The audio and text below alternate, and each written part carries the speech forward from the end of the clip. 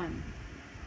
Well, hey there everyone, it's Josh from Physiologic, and it's back to school week this week, and we've already released a nice video on shoe wear for kids, and today I want to talk to you guys about school bags. Now these things, if you're anything like my two, have heaps of weight in them.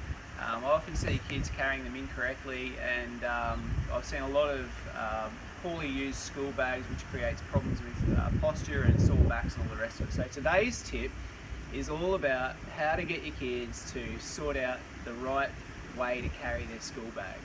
Okay, so what we've got over here on the right is Riley, and with Riley, this is what we typically see. So bag really loose, sitting super low on the bottom, and if it's got any sort of significant weight in it, it'll pull that way, and you can see that the bottom goes forward and the upper body wants to almost lean back. To get that sort of position of your bag to be correct, you almost have to lean all the way forward, so it sort of sits up on the back, not that far, but about there. And of course, it's just no good to try and walk like that. So that's number one tip. The first tip is to get the school bag nice and tight through the straps. And Darby, you can come over here. Show us. Just set that way for a minute, Riles. Okay, so nice and tight, right on top of the back. You can see that the shoulders are supporting the bag and the weight of the bag quite nicely, and he's nice and upright. Is that easy? Yep. Yep, good. Okay, and his posture is good, and you can see that this strap on the front here, your school bag has one of those. You should try and use that. That's a really important part of stabilising the load on the spine. The other thing we don't want to do, Riley, can you come back here for one moment? The other thing we don't want to do is carry the bag on one shoulder, okay? So if we see the bag on one shoulder, what happens is the shoulder drops when there's weight in the bag, the head will try to stay in a neutral position, so it'll come back that way.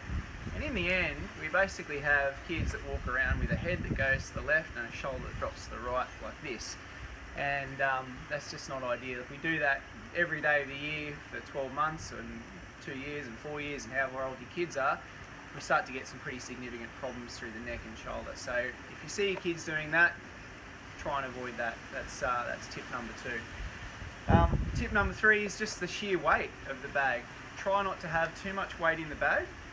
Just try and keep a nice even load. I know it's hard with school books and all the rest of it, but try and keep a nice even load in the bag, and try and avoid putting too much weight, too much pressure in there in the bag as just a global thing. So that's tip number 3.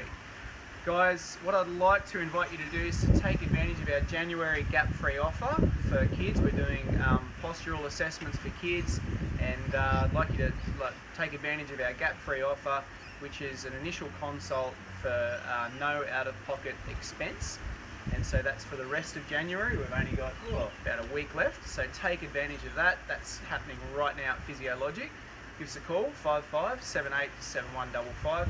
Or if you think this would be really beneficial for someone you know, just share it on Facebook and like it, or tag someone in that you think might benefit, and they can get that great piece of advice too. Thanks.